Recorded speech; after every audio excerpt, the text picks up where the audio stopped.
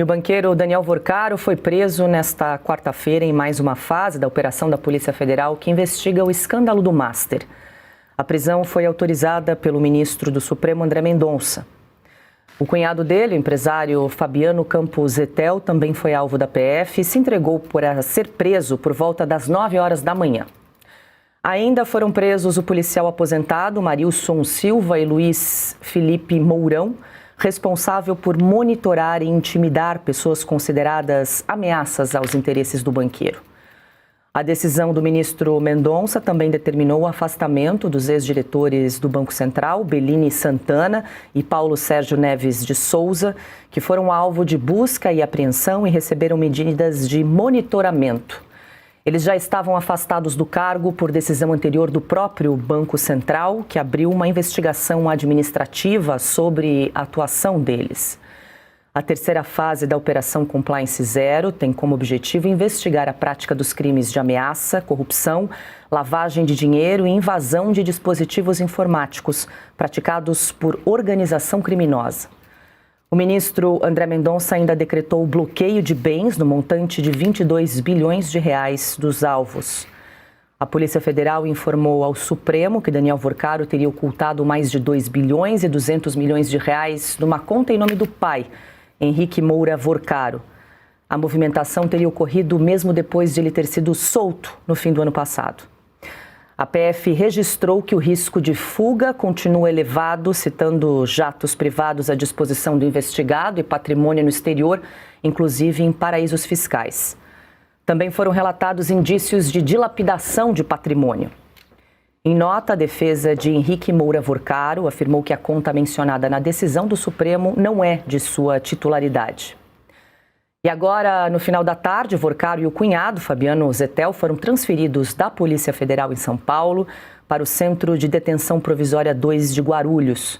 Eles saíram do fórum ministro Jarbas Nobre depois da audiência de custódia. É o mesmo presídio onde Daniel Vorcaro esteve preso em novembro do ano passado.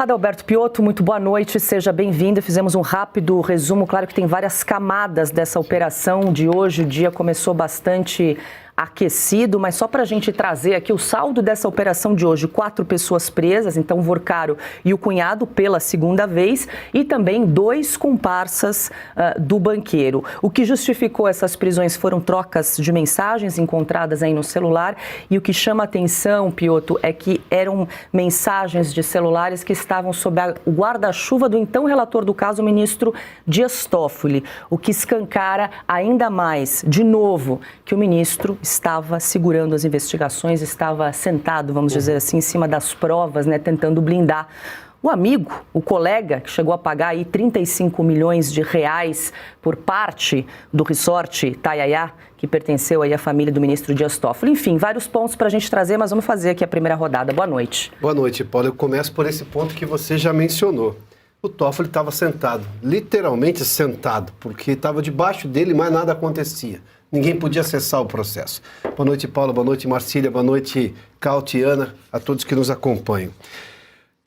Não só o Toffoli estava inviabilizando qualquer investigação, como também agora essas informações da prisão do Vorcaro e também do cunhado, ou seja, por decisão do ministro André Mendonça, com novas informações da Polícia Federal, é que a investigação agora está de fato avançando.